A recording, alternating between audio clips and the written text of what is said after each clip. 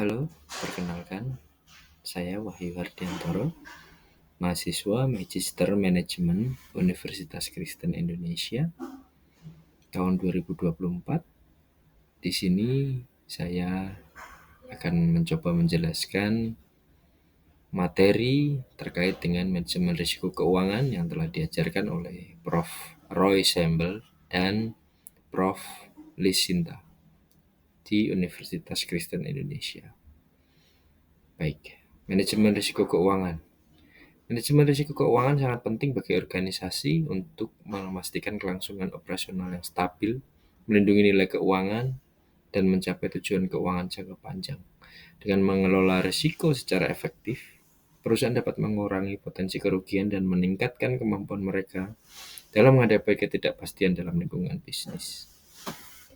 Pengertian risiko keuangan dan manajemennya. Risiko keuangan adalah potensi kerugian yang dapat dihadapi oleh setiap bisnis, baik yang terduga maupun tidak terduga. Untuk mengelola risiko ini, diperlukan manajemen risiko keuangan, yaitu strategi dan langkah-langkah yang diambil untuk mengantisipasi dan meminimalisir dampak risiko tersebut di masa depan. Yang bertujuan, yang pertama, jelas untuk melindungi nilai keuangan perusahaan dan meminimalkan potensi kerugian akibat faktor risiko, dengan memperhatikan faktor penyebabnya, yaitu yang pertama bisa melalui fluktuasi pasar, perubahan suku bunga, risiko kredit, risiko likuiditas, dan risiko operasional, risiko hukum, dan politik. Kemudian yang akan memberikan kita fokus kepada untuk mengidentifikasi, mengukur dampak, dan mengimplementasikan strategi pengelolaan risiko yang tepat. Langkah-langkah dalam mengelola manajemen risiko keuangan yang pertama adalah identifikasi risiko, yaitu memahami risiko yang mungkin muncul di masa depan dan menentukan strategi penanganannya. Yang kedua adalah penilaian dan tanggapan risiko, yaitu menilai tingkat kerugian potensial dan menentukan langkah-langkah yang akan diambil. Kemudian yang ketiga adalah perencanaan, yaitu membuat strategi rinci berdasarkan penilaian dan tanggapan risiko. Yang keempat adalah melakukan implementasi, yaitu menerapkan strategi yang telah disusun, melibatkan semua pihak terkait, dan memastikan komunikasi yang baik. Dan yang terakhir adalah melakukan pemantauan dan evaluasi, memantau risiko secara berkala, mengukur kinerja strategi, dan melakukan penyesuaian jika diperlakukan. Itu sangat penting dalam pengelolaan manajemen risiko keuangan. Jenis-jenis risiko keuangan berdasarkan jangka waktu terbagi dua, yaitu risiko jangka pendek dan risiko jangka panjang. Risiko jangka pendek yaitu untuk mengcover kebutuhan tak terduga dalam jangka pendek seperti sakit, kehilangan aset produktif, atau kerusakan. Contoh, motor mogok atau hilang menyebabkan kehilangan penghasilan sementara atau mengeluarkan biaya perbaikan, yaitu dengan solusi asuransi kesehatan dan asuransi kendaraan. Untuk risiko jangka panjang adalah kejadian yang tak terduga yang menyebabkan kerugian finansial jangka panjang. Dengan contoh, pencari nafkah utama keluarga menyebabkan kematian pencari nafkah utama keluarga menyebabkan hilangnya sumber pemasukan. Dapat mengambil solusi yaitu mengasuransi jiwa.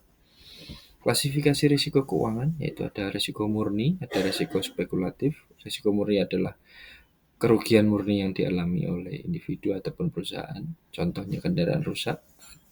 Sedangkan risiko spekulatif adalah potensi kerugian dengan kemungkinan keuntungan kecil, yaitu melakukan investasi tanpa pemahaman yang lebih baik.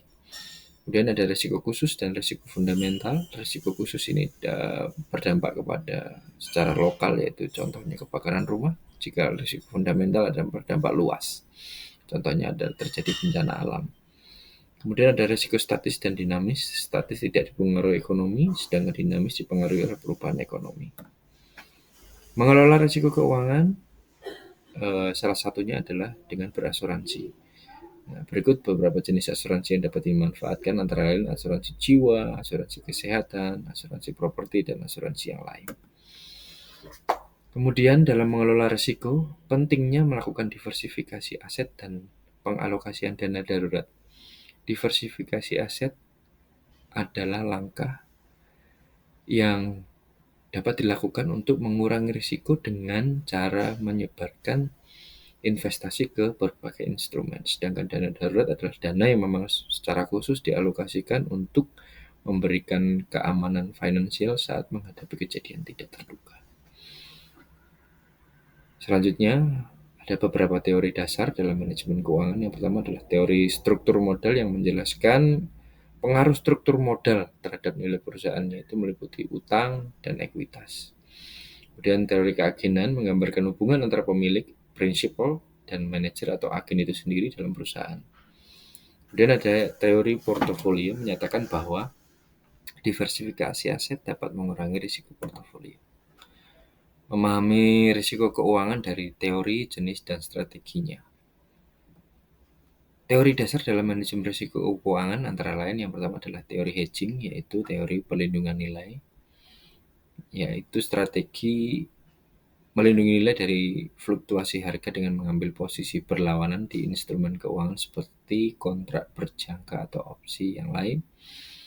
Tujuannya adalah untuk mengurangi atau meminimalkan risiko, bukan untuk mendapatkan keuntungan tambahan.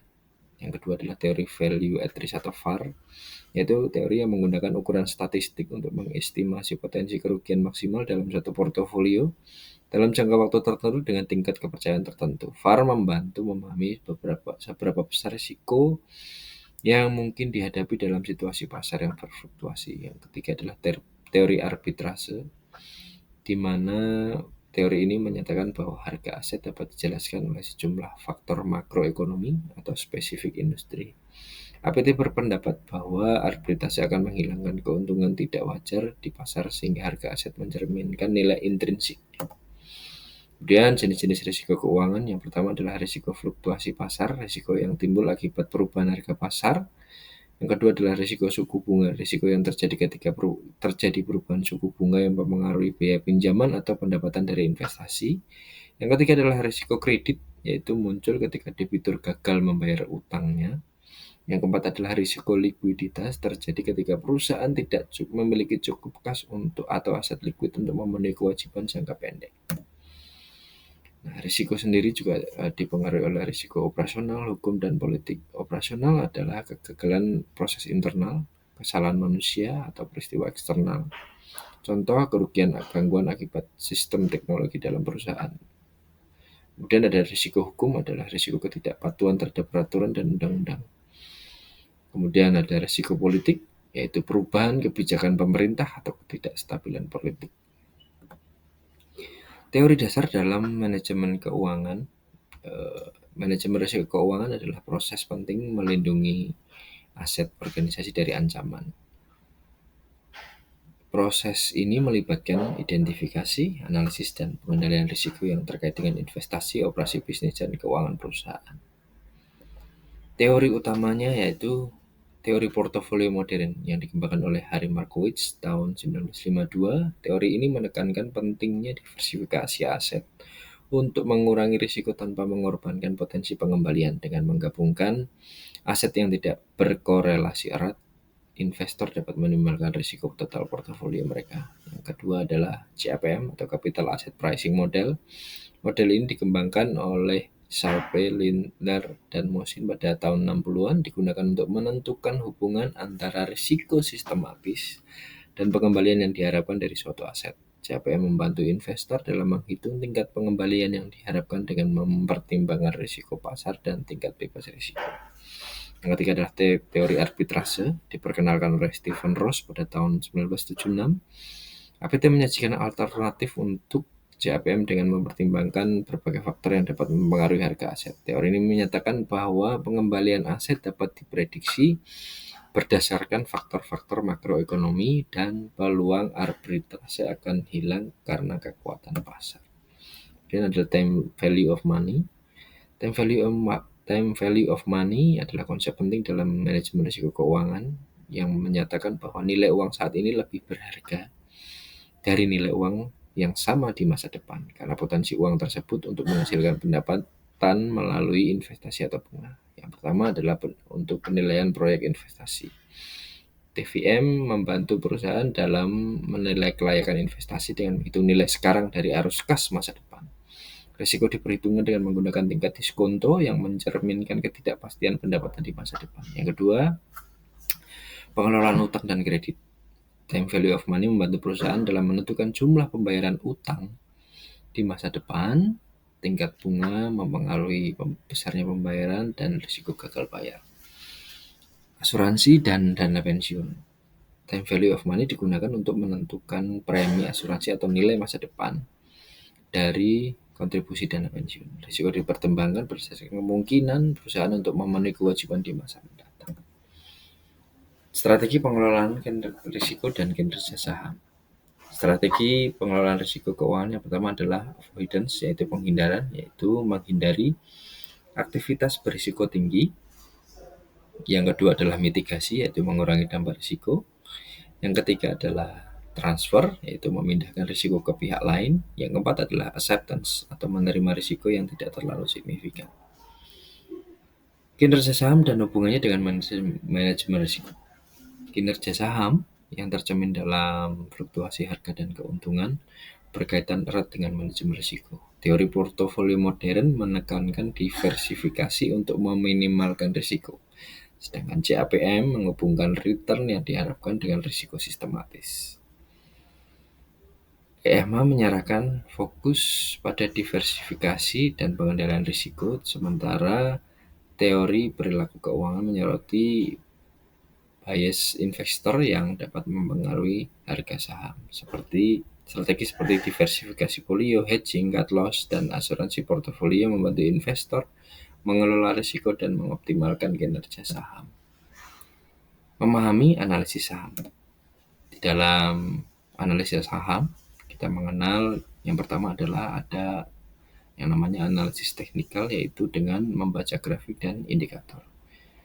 Membaca grafik yang pertama adalah grafik harga atau grafik yang biasa kita lihat dalam bentuk candlestick seperti dalam contoh, dan line chart memvisualisasikan pergerakan harga dalam satu periode tertentu yang membantu investor mengidentifikasi tren dan pola. Yang kedua adalah indikator teknis, yaitu menggunakan moving average, RSI, dan MACD adalah contoh indikator yang memberikan sinyal beli atau jual berdasarkan momentum dan tren pasar. Kemudian yang ketiga adalah support dan resisten, yang ini paling populer bagi para trader ataupun trading, di mana level harga yang penting yang membantu untuk mengidentifikasi titik-titik di mana harga cenderung berbalik arah, kapan kita buy, kapan kita akan sell. Ini sangat penting sekali bagi para trader untuk memahami area support dan resisten. Kemudian yang kedua adalah analisis fundamental, yaitu analisis yang digunakan untuk menilai intrinsik satu perusahaan.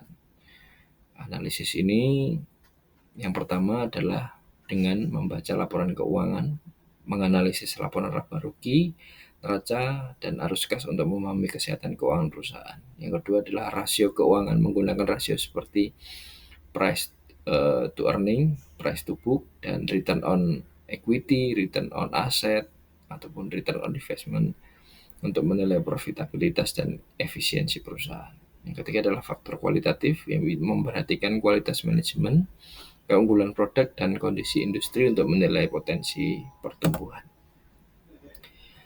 Memilih pendekatan yang tepat dalam berinvestasi dalam dunia saham itu sangat menentukan bagi kita apakah kita mau menggunakan analisis teknikal ini cocok bagi para trader jangka pendek yang berfokus pada pergerakan harga dan momentum pasar. Yang kedua adalah analisis fundamental. Ini ideal untuk investor jangka panjang yang mencari saham under value berdasarkan nilai intrinsik perusahaan, ataupun juga bisa dikombinasikan di antara keduanya untuk mendapatkan gambaran yang lebih komprehensif dan pengambilan keputusan yang tepat. Demikian penjelasan dari saya terkait dengan materi manajemen risiko keuangan dari jurusan Magister Manajemen Keuangan Universitas Kristen Indonesia, dan kami ucapkan terima kasih.